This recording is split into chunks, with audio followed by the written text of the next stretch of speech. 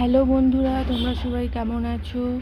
আশা করি সবাই ভালো আছো। তো আজকে আবার একটা নতুন ভিডিও নিয়ে চলে এসেছি।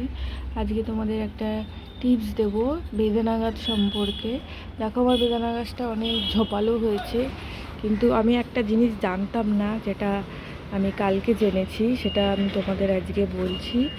যে বেদানা গাছে ফল আসতে আমার যেমন কুড়িগুলো ঝরে যায়, তো আমি কারণ বুঝি না। তো বেদানা গাছের গোড়ার দিকে নাকি 10 ইঞ্চি কি 1 ফুট কি 1.5 ফুট এরকম জায়গা ফাঁকা রাখতে হয়, সেই দিকে ডাল রাখতে নেই। গোড়ায় যত রোদ পড়বে ততই বেদানা গাছ ভালো হবে, ফল ধরবে, ফল পুষ্ট হবে। তো আজকে আমি এই তলার দিকে ডালগুলো ছেঁটে দেবো।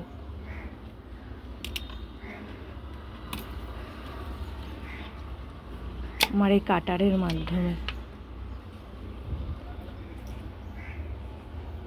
এই ডালগুলো খুব শক্ত হয়ে গেছে।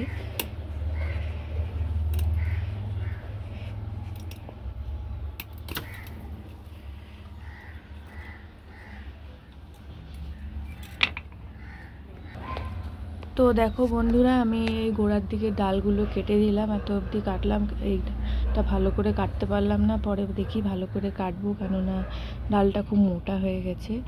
এতটা অবধি এই ডালটাও কেটে দিলে ভালো হতো, কিন্তু এই ডালটাই সব থেকে লম্বা। যাই হোক, তো কেটে দিলাম। দেখতেই পাচ্ছ, গোড়ায় যত রোদ পড়বে ততই নাকি বেদানা গাছ ভালো হবে, ফল ধরবে, ফুলগুলো ঝরে যাবে না। এই দেখো, এই কটা ডাল কেটে দিয়েছি। তো আমার ভিডিওটা তোমাদের কেমন লাগলো কমেন্ট করে জানিও।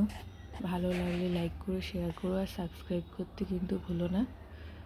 তো তোমাদের বাড়িতেও বেদানা গাছ থাকলে তোমরা এরকম গোড়ার দিকটায় পরিষ্কার রেখো, ডালপালা বেশি গজাতে দিও না, ওপরের দিকটায় ঝোপালো করো। আশা করি তোমাদের টিপসটা ভালো লাগলো। তো আজকের মতো টাটা, বাই বাই।